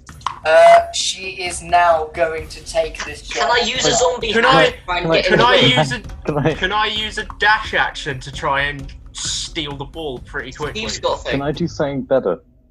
Oh, actually, no. Let's Steve. Yeah, let's Steve. What do you want to do? Can I- Steven. Can I use sneak? Grab the ball with my hands, run to the goal with no one seeing me, and throw it in. Make a sleight of hand check. What's that under? Dexterity. Yeah. Fuck. Okay, 6. I think he thought it was going to be stealth. Is it penalty? I thought it would It be is a stealth. penalty, yeah. Steve, you So dive. this is Well, no, it's not a penalty unless has she already made it to our box? Is she in the box? Yeah, she was about I feel like to this take is like a shot. 4 You side could have pitch. stopped her. You could have gone and tried to stop her with that dash action. So Steve, you dive, you grab the ball. It is now a penalty shot. But Cass, Charles, make a dex saving throw. Wait. First. Hamish is just going to walk up to Charles and kind of shake him and be like, alright, you got this, looks into his eyes and gives him guidance. Give me a sleight of hand check. But I'm touching him anyways. We are I know, but it's a so- religious thing. These guys We know are how to use so guidance dirty. as well. We're using every trick in the book except for playing normally. It was an That's 8. because none of and you then think you're rolled just. over to a 5, I got a 7. Ooh, I have an idea. Hanan fully sees it, blows the whistle. We haven't none of that. And you wait and your I'm guidance. sorry, I've never played I have an before. idea. My only opponents so far have been haggis. I mean, there's not much you can do, Steve, but go ahead. I placed an alarm around the goal, so he knows what way it's being shot. Make a sleight of hand check with Does that work? disadvantage. Oh, Do that not doesn't- think that's people not will how it see works. you setting up an alarm. What was that? I was terrible to go once. I know it doesn't work. You immediately, I'm not even going to make you roll. You immediately get spotted setting up an alarm. Right, it's an open field. I thought it was like an invisible alarm thing. Plus, I plus 10 stealth though. What's the point? But you're out in the open. There is nothing to stealth behind. It's sand. I could dig under. Let me Charles. roll already. Give me your save. Dexterity, right? That is a 22 Oh! with a nat 20. You got that 20? I 22. got a nat 20. Give me, roll it again. She rolled that 20 as well. She rolled a nat 20! I give. Please. Wait, no, I can't really give him a health action. Can I you save get? it. Yeah, let's be like holding it back. 16. 16. You take 2 damage as Kaz boots this ball right in the face and into the back of the net. She rolled an 18. By the way, were He we did it put up for through. full health? Yeah. I mentioned you died. Right. Now we're back in the net. Ow. And it's Francois and Cass are kicking off. And Francois. No, No, we we would. just Oh, yeah. conceded, so we Yeah, would they kick did. off. I don't play football, I'm a nerd. Okay, so you kick off. You choose what you want to do. This is To a. me to you, to me to you. We pulled the Chuckle Brothers technique. Okay, give me. I just look at him. We just go back and forth to all the way. Okay, Ewan, give me an opposed athletics check with Francois. 23. You get past him. What do you want to do? Got Hamish behind you and Steve to the side of you. I'll give it to you. As I sort of knock it through his legs, I whisper in his ear, "Au revoir, bitch." Okay, you pass to Steve. Hamish has Give me an flashbacks opposed to check athletics check against Cass, or you can choose to pass. couldn't you technically do an acrobatics check as well if you want to do something clever? Yeah, you could do an acrobatics check and. Yeah. Who's the Steve barbarian? has the ball now. Steve has the ball. Okay. And the barbarian is running at him.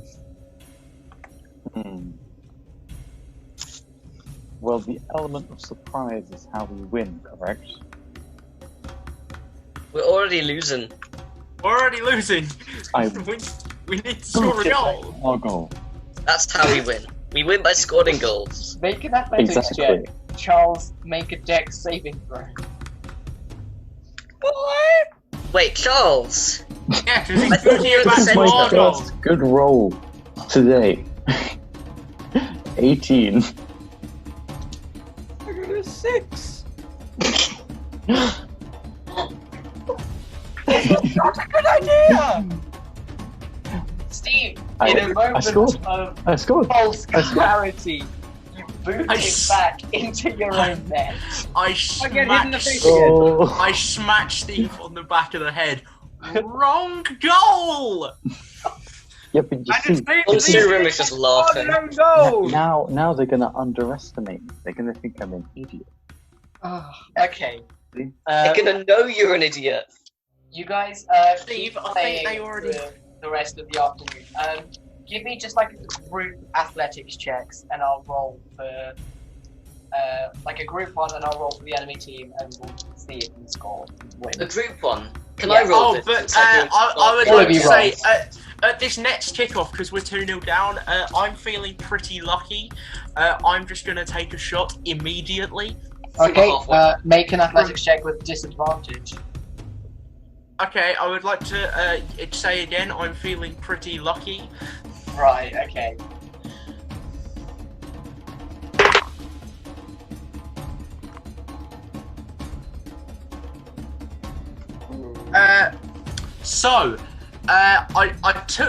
I took the disadvantage, but because I was feeling pretty lucky, I ended up with a 17. You score. Oh, sweet, halfway line.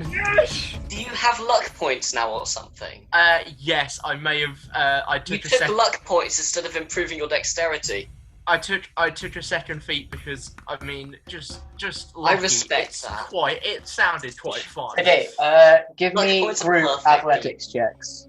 I'll take this one, guys. Can I do some? Yeah, all of you. Group athletics check means all of you do it, and I'll take like a general consensus. I got 24. 24, 4, 8. It was This 20, I was my own good roll. 24, Okay. 22. You guys end up scoring another goal. Give me one last group athletics check. It's 2-2, boys. It's 2-2. We can do this. 11. Natural 20. Nat 1. Natural 20 What? as well. Nat 1. You guys 11. And the play, second goal was a 2, so I'm glad I've got rage. and you end up winning the game. Hamish, you managed to score like a raging headbutt after Ewan sets it up for you. It's Song complete ends up coincidence that he hit the like ball. one time. Song like gets past Ewan cheekily and then boots it and Oh. scores, and like it ends up being like a 6-5 match, and you end up winning. Smashed it, lads. That was quite fun. And everyone's exhausted, and you like pat each other on the back and all that. Just had a great fun time. Can I visit the forge? Yeah, you can go ahead and visit the forge. Is anyone there?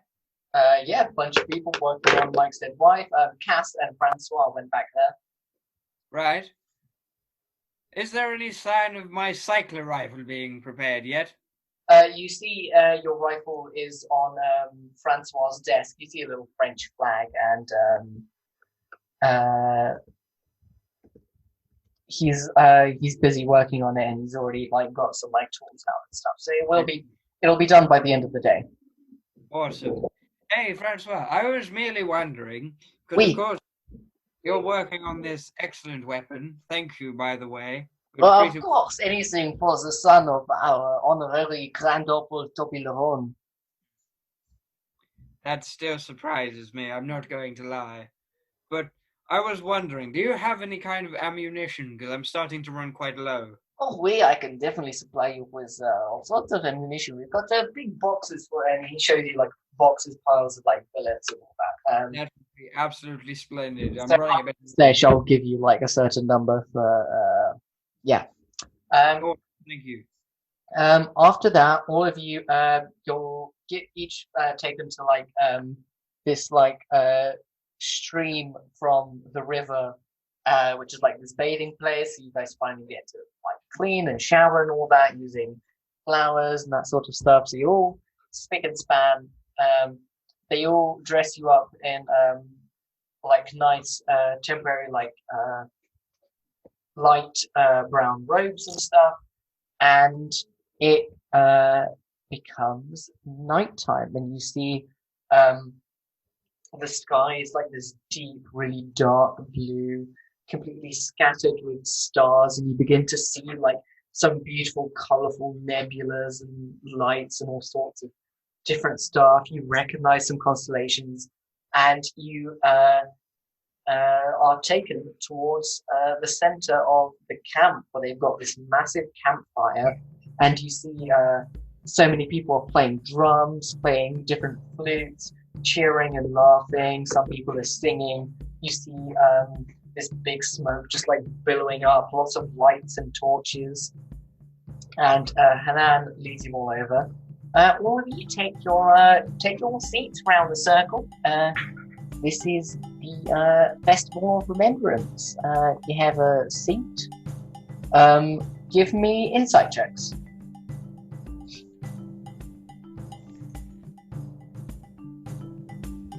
22. 16. Okay. Oh, 23. Anyone who got above 20 notice Cass is reluctantly sitting by the forge and not joining in with the festivities. And I leave the area and head toward Cass. Yeah, I'd like to go over to her as well. You two approach her. She's like, so, right, you want something else? You need anything? Yes, I could use something. An explanation. It seems to be quite an You're adventure. taking some cheek with me, boy. I thought you were going to say a dance, Charles, so believe me, you got lightly. I was merely curious. It seemed like quite a large event, yet here I find you're sitting here by the forge.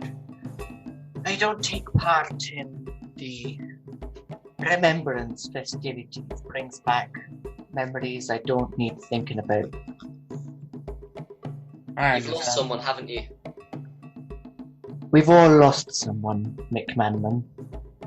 I just prefer not to talk about mine. Off you go, enjoy it. That's absolutely fair, and we understand. You, Diane. Festivities are nice.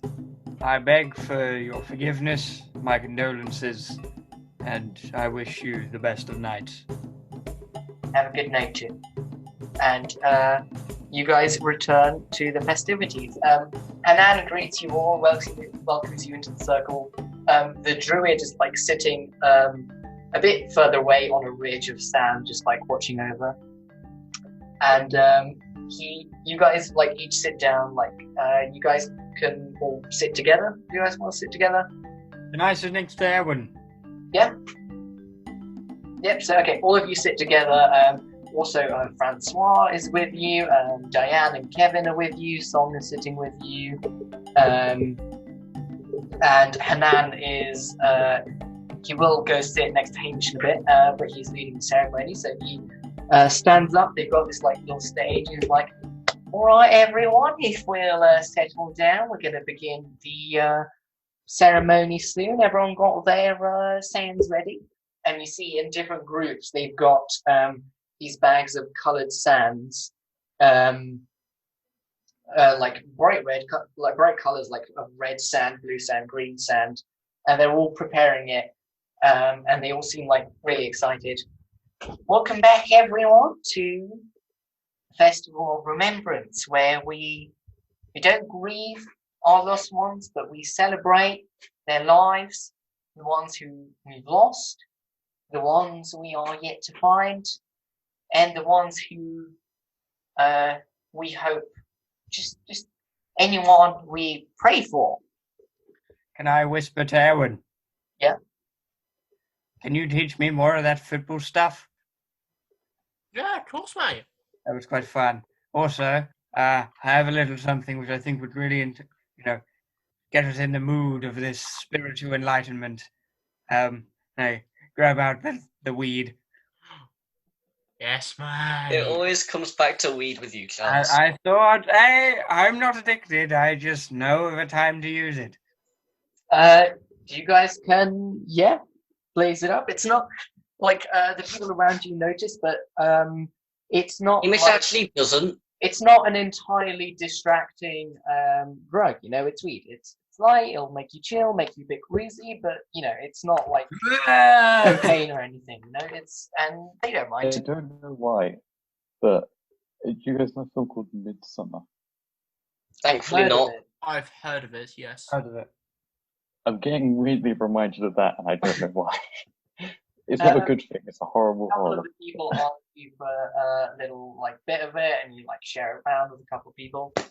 And Hanan's like, all right, everybody calm down.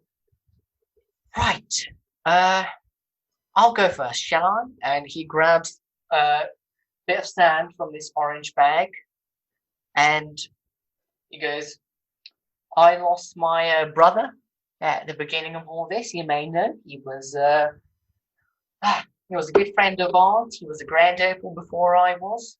Good old Calais.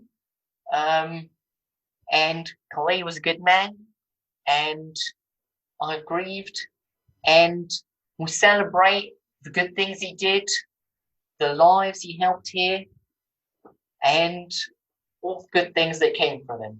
And he tosses this orange sand into the fire, and it blazes with bright orange sparks. It grows to twice the size for a second, and then it dies down.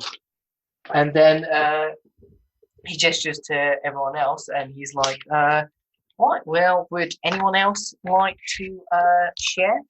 And you see Song Su Rim is the first to stand up, and he says, everyone, I'm your, well, you know me, I'm your other grand opal, Song Su Rim.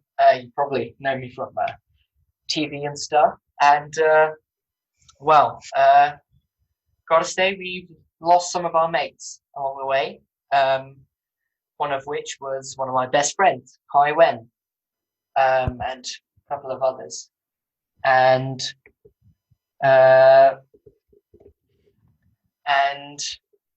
he was a great friend, and even though I'm sad that he's gone, I will always treasure my memories with him and the team, and I hope that I get to see him again. And Hanan shouts, we celebrate the life of Kai Wen! And Song tosses the red sand into the fire, and it burns a bright, deep blood red. And everyone else chants back, we celebrate the life of Kai Wen. We celebrate the life of... Oh, I thought we were... I thought that was a repeat after me. And everyone whoops and cheers. And a bunch of other people start going up and saying it. Francois stands up and he says, I lost my father a bit of time before the apocalypse. He was a soldier fighting in Afghanistan. He made me the man I am today, and I hope to make him proud.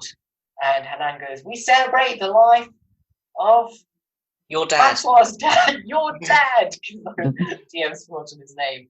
And Francois tosses some green dust into the fire, billows with emerald green waves. And Hanan finally gestures to you guys. Any other words to be said? I don't say anything, but I stand up, I go towards the fire, and I just say, for my sister, and throw in a little bag of sand. We pray for the health of Charles's sister. A beautiful silently. ocean blue fire, and everyone praises it back. I go next. Okay. I stand up, I say, I celebrate the life of safety.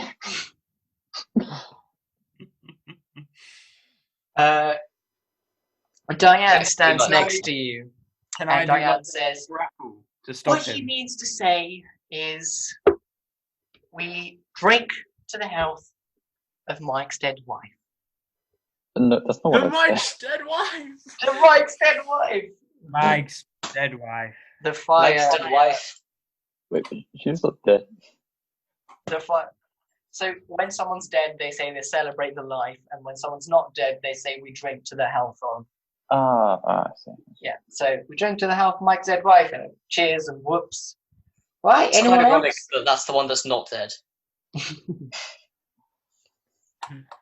Any more words to say? He I celebrates think the life of Hamish. Hamish's living relative. To I think- Hamish's living relatives. Hamish is going to walk back over to the blacksmith lady. You And you quickly check up on the forge, and you see she's not there. she's gone. Can I quickly do a perception check to see whether she's gone? Yeah.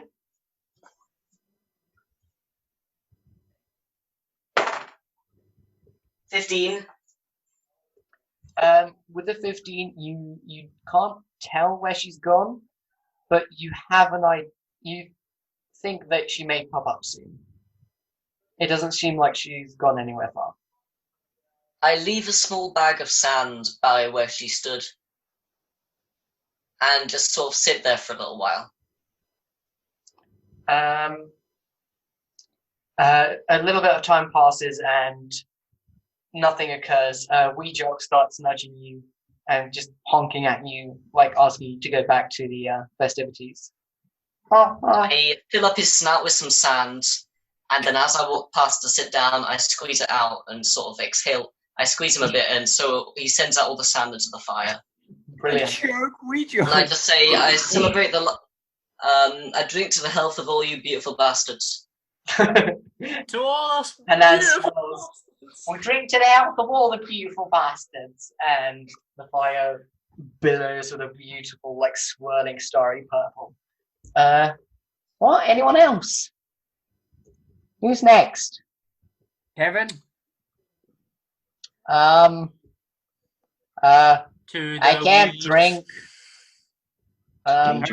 But I did lose a friend, and he was odd and chaotic, but he was a bro, and I smoked weed with him, and we battled in Yu-Gi-Oh! Boo. And he has my respect.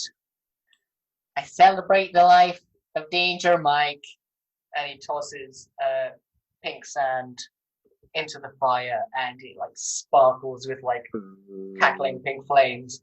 We celebrate the life of Danger Mike. Boo. To Danger Mike. The danger, Mike. Danger Mike. Ewan, do you want to say anything? I mean, I was gonna talk about Kai, and then Rem did. Then I was gonna talk about Mike, and then Kevin did. To Igor Solikov. I remember. That is good memory. Yeah, one of the random cousins said a thing for Jerry Hornswoggle. Oh. Excellent. To that bitch ass crocodile. The crocodile! We celebrate the life of the Right. crocodile. And Right. the flames billow with a bright emerald. I feel like if we drank to Brian, I he'd burst out celebrate- fire or something. I Yeah, feel that's the what- life of the guy I sniped in the theme park. I've had enough! I've had enough of this!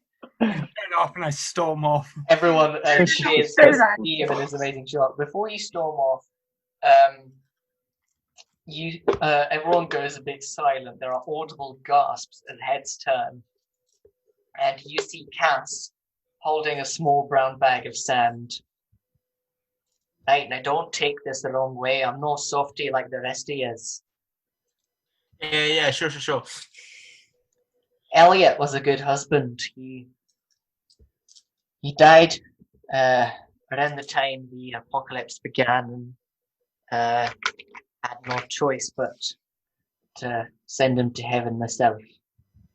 I miss him, but that's no reason to forget him or not think about him. He brought me many beautiful years of marriage and happiness. And I will never take another lover, but I will enjoy the rest of my life in his memory. And she tosses the red sand into the fire. Billows a beautiful ruby red, and Hanan again shouts, "We celebrate the life of Elliot Harding," and everyone counts it back. And all of you, that's the end of the festivities. Is there anything all of you would like to do before you head off to bed? In the festivities, Yeah? I think, how many different colours of sand are there? You've got like a full rainbow. Hamish would like to gather a little jar with a layer of each colour of sand in it, Oh, nice. Yeah, you can do that. just for future. Yeah. And I take a bag of purple. Yeah, you can take a little baggie of purple sand. I get a bit of a snort of the light. Is this place called the Seven Sands? This place is called the Dune Wanderers Camp. Nice. Right. Sorry, I know Seven Sands from another fantasy thing. Yeah. Is there anywhere where I can pray?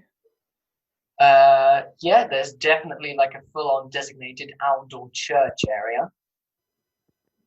Can I go there? Yeah. You see, you go to this place. It's late at night. There's no one there except for the Druid.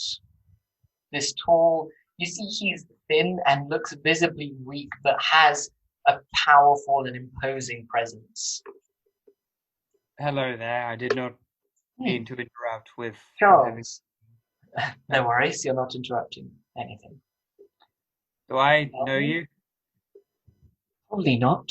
I am the Druid of the Living Dead Lands. This place is mine, basically. Oh, my apologies. I meant No, harm. not this area. I meant the whole camp. Right. I see. This is a communal prayer space. Feel free to use it, of course. I see. Thank you. I see you're concerned for your butler, your godfather. It's been a while since I've seen him or even heard his voice. Your butler is an incredibly wise man. He was given the honorary title of Grand Opal in our ranks. He gave me wisdom even I hadn't expected. And he spoke very highly of you. That was always him. He always spoke highly, yet I feel like my actions were never worthy of his praise. Why do you think that is? Just not good enough. I don't save enough people. Just In these trying times, this apocalypse, you cannot expect to fulfill all expectations on yourself. You cannot expect to save everyone against an adversary you are not familiar with, and that is completely out of your control. I don't think I can change how I feel about this, however. The way I cannot reassure you entirely, but I can tell you this. The way your godfather spoke of you, he will be proud of you, no matter where your journey takes you, the decisions and mistakes you may make. As long as you find your way to the good and back to him, I know he loves you, and he will be proud of you. I'm not meant to do this, but I could get you not in touch with him, but connect you to him temporarily. Not to speak with him, but I can show you that he's safe.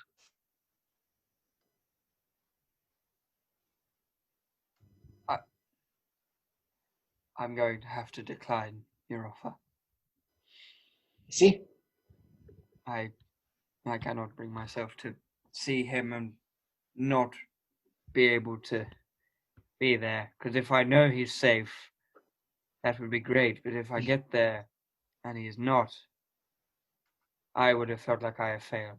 Oh, I can see him right now. What he's doing right now is spreading more wisdom to a new group of people. And right now, they're sharing soup and singing. That sounds like something he'd do. He Thank is you. quite a special soul. You're welcome, Charles. Oh, Right. and I'll leave you this prayer space for now. Do prepare yourself. Francois does not take easy to weakness, and he is very prepared to rifle you up in a couple days. I shall make sure I'm prepared. Thank you. Yes, that is all. Feel free to speak to me and tell the others that they are free too. I shall see you some other time during the week. And he lightly bows and heads off.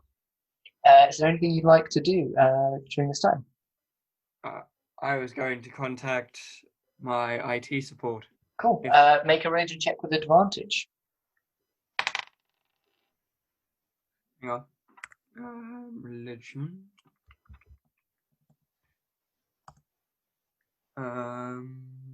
With advantage. Yep. 13. 13's good enough, I'll say, because you're in this very spiritual place at the moment. You feel the cold air around you again, and you hear, "Oh, hey Charlie, sorry, just woke up from a nap. How are you doing? You good? What's up, you right?" doing right. Merely checking up on you, because it seems eventually, of course, we are going to meet up. No, Everyone. yeah, I'm looking forward to it. I suppose I can say the same. It's just, I don't know, everything about this island, it's just odd. There's a weird, I guess you would call, vibe to it. Oh yeah, this island has the weirdest vibes in the world. It is a strange, I wouldn't say magical, because magic doesn't exist, at least not now. It's a deeply spiritual and strange and mysterious place. I see. It should all come together and make sense eventually. Okay. I was merely just checking up on you. I'll be honest, it doesn't always make sense to us on our side either, us on tech support. I understand. Righto. Well, sorry to wake you. No worries, Charles. I had a nap because it's something I can do for enjoyment, not because I need to. If only I could do that. Anyways, I will see you around. All right, good night, Charlie. Sleep well. Farewell. Okay, is there anything else you guys want to do before heading to sleep? At some point, Hamish is going to get some stuff fixed up at the fudge, but until then, I guess not. Cool. We don't need to do Steve, that tonight. nothing? Cool. Okay, Ewan, is there anything you want to do before you head to sleep?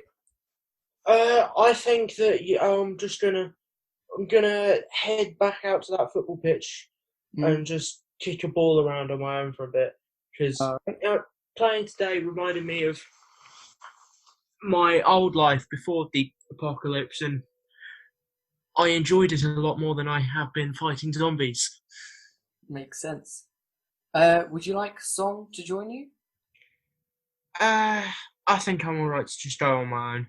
Alright, you kick a ball around for the rest of the night. Okay, all of you head to sleep that night. Peaceful, you guys will sleep in Mike's dead wife, all together upstairs in that communal sleeping area. And you, the next day, you're just going to have a free day of rest. And that is where we'll end our session. And next time, we will begin the trials of the Amen.